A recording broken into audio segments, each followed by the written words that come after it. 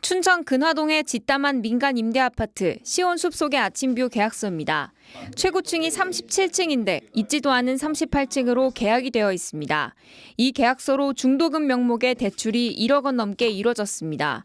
임차인이 대출받은 보증금이 엉뚱한 계좌로 입금된 경우도 허다합니다. 주택도시보증공사로 입금되어야 할 중도금 340억 원 가운데 약 260억 원이 임차인 동의 없이 시행사 계좌로 들어갔습니다. 사태가 불거진 지 2달 만에 국회에서 부실대출을 실행한 새마을금고와 감독기관인 행정안전부에 대한 질타가 쏟아졌습니다.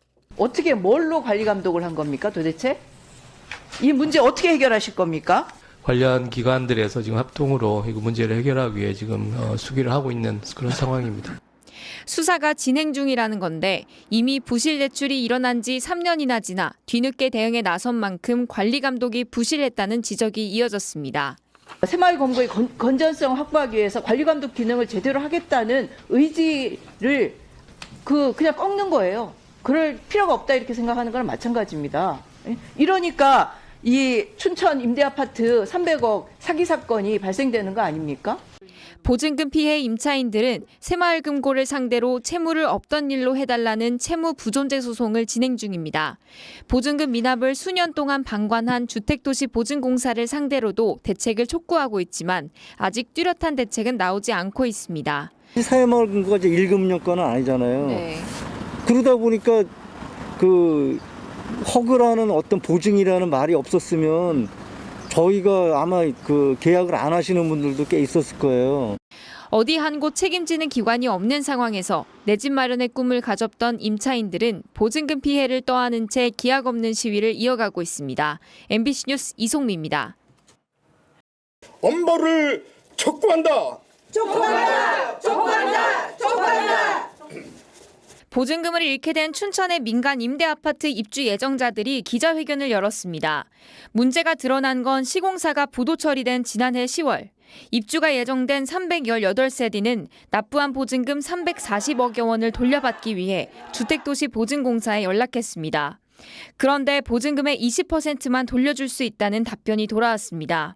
애초에 입주 예정자들이 납부한 계약금과 중도금이 78억 원뿐이라는 겁니다. 허그에 입금된 78억만 보장해 줄 수 있고 미입금된 310억은 임차인의 문제라며 돌아섰습니다. 알고 보니 대출 지정 금융기관이 입주 예정자들이 보증금 용도로 빌린 대출금을 주택도시보증공사가 아닌 시행사 계좌로 보냈고 시행사가 이 보증금을 쓴 것으로 확인됐습니다.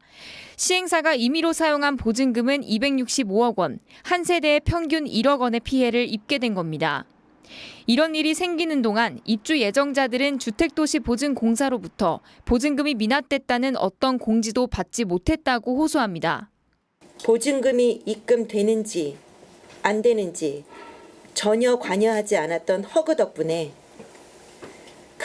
우리들은 모두 오갈 데 없는 빚쟁이가 되었습니다. 주택도시보증공사는 이미 시행사에 수납 지원 공문을 보냈다는 입장입니다. 또 지정 계좌인 주택도시보증공사 계좌로 들어온 보증금만 보호해 줄 수 있다는 약관에 입주 예정자들도 서명했다고 했습니다. 입주금 수납이 부진하여 사업 시행자에게 이에 대한 소명을 요청하였으며 입주금 납부 정상화와 관련된 공문도 여러 차례 송부한 바 있습니다. 결국 입주 예정자들은 시행사와 대출 금융기관, 주택도시보증공사를 상대로 손해배상 소송을 제기했습니다. 금융기관에는 대출을 무효화하는 채무부존재 소송도 추가로 제기했습니다. 대출을 받아서 냈던 보증금의 이자에다 이제 변호사 비용까지 피해액은 갈수록 커지고 있습니다. MBC 뉴스 이송미입니다. 콘크리트 뼈대만 앙상한 춘천의 한 아파트. 작업 인력은 보이지 않고 건설 장비도 모두 멈춰섰습니다. 공사장을 둘러싼 높은 울타리에는 유치권 행사 중이라는 현수막이 붙었습니다.